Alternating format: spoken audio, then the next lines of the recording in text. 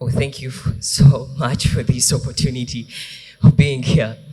When I was invited to be part of celebrating the success of my brother, I felt like I have something to say.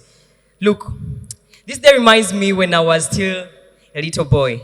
This day when we were seated in the sitting room with my daddy, my mommy, my little brother, and my elder sister.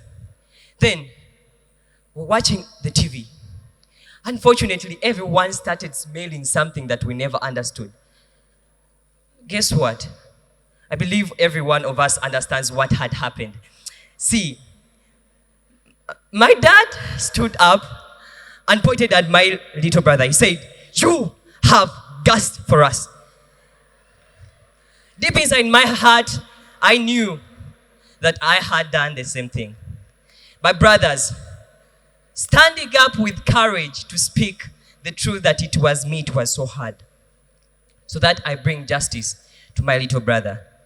I felt pain within my heart when dad said, "I'm going to punish you." He was saying my little brother. Then I stood up, I told dad, "It's me." I had to get punished to an extent that my dad slapped me and I saw things turning around. But all that was the pain I had to pass through to bring out justice and truth so that my brother could be saved.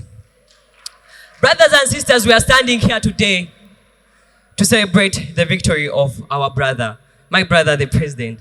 You see, I'm sorry to speak this in public, but then, as a leader, as a person who has come into power, I know it will be hard to stand up to fight those corrupt officials. I know it will cause a lot of pain. I know it will be so painful, it will be so hard to stand up and then bring out the justice in the courts of law every time speaking the truth. I know it will be like that. But trust me, I remember that moment when I stood up and said to my brother, to my father, that I was the one in wrong. We joined together with my brother. We developed unity. We developed that friendship and we remain united. This is the same thing. Brother, you have become the president. You must bring out justice. You must speak the truth. So that every time when people are disunited and justice comes out, they will be united. And that's why they will join their hands together every time to celebrate the unity. Brothers and sisters, we are here today to celebrate the success. Allow me make you stand up and then we congratulate our brother. Thank you all. Have a toast.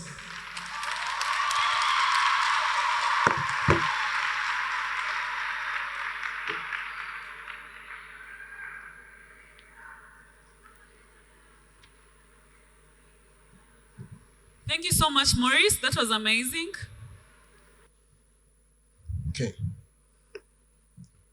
Okay. You know, when I was attending to this victory party, like some weeks earlier, when the president was giving his speech, he kind of narrated to us a story, and that took me back. I recall how my mother used to treat me, how he used to handle me, and how he used to take me to school. Every time he was like, "My son, you are my light. My son, the money I give you for fees is money for the woman. My son, please go and study." My mother was so encouraging. And that's why I stand here. I can speak the English, right? Okay. So today, many of us carry the books.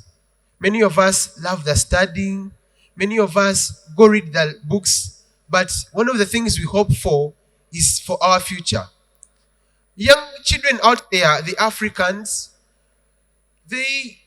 some of them don't go to schools, and some of them, even when they hold the books, it's the rain that takes them to school. And at the end of the day, education becomes so boring. Education becomes a lot of it's just like a burden.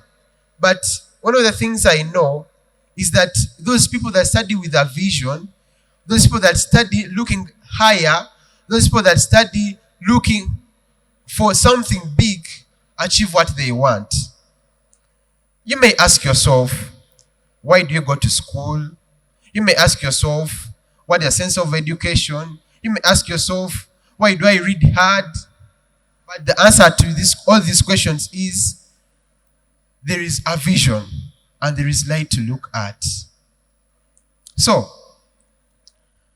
to drive back, one of the things that we can look at to have our future or to have our education is by not looking other ways. Even when other things would like to disturb us, let's keep our eyes to the light. Let us look up for the vision, for that light, and for what you want to become. Don't look this side, seeing the boys. Don't look this side, seeing the girls. But look at what you want to become. That will make you a good person. That will make you a good person to this country. People who haven't go to school, people who don't go to school, are those people that carry the big bags. I don't say that they are bad, but does any one of you want to be like them?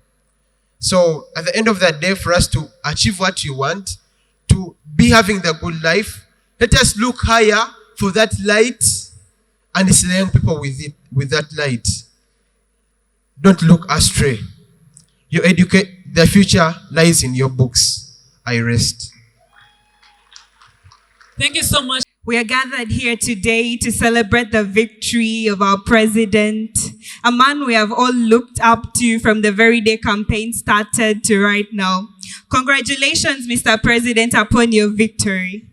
You know, your victory reminds me a lot about my childhood. You see, when I was growing up, around primary 6, I always loved to stand up for my friends. So I had my best friend, she was called Ariana. But Ariana was a girl who was very timid, very shy. She would never stand up for herself. And the bullies of our class always bullied her. So one time when I got very tired of the bullying and teasing, I decided to stand up for her. They kept on calling her names. I told them, no, you ought not to call her names because that is not what she is. They let her go and I thought I had stood up for someone. That joy, that happiness filled my heart. I patted my back and said, go girl, you've done it. But little did I know what awaited me ahead. So as I went towards the library, I met a group of bullies. You know, a bully whom you look at this angle and you're like, oh my goodness. These people had gathered to beat me up. They beat me up. Imagine my face with bruises, full of wounds everywhere. I know it is kind of embarrassing, but yet funny. You know, at that time, I would sit down. Every time they would come to beat me and look at them and be like, please do not hurt me. Please do not hurt me. But they would still beat me. But that didn't stop me from doing what was right. I actually smiled every time they beat me because I felt like, yeah, that is what I had to do. That is what love for one another was. I loved my friend. I had to stand up for her. I loved the values that were instilled in me, and yes, I had to stand for them. You see, being a girl with values of kindness, love, justice, and trust, I always love to stand up for others, and that has inspired me so much to create love. Love from my class, to my school, to my district, to my country, to my nation. You see, from my class, every time they beat me, I always stood up for them. And those very bullies who kept on beating me kept on wondering, why does she keep doing this? And eventually they changed and we stood up with love, a school with no bullies anymore. Imagine a school where there are no bullies. How many of you have ever been into a fight before? Oh, quite a number of you. I know how it feels like, but sometimes you sit and laugh and be like, oh, but why did they beat me? But the more you show them the kindness, the more you show them that love, that is when they change. And then we live in love where we are both holding hands and then moving on for the betterment. Let us spread love and not hate.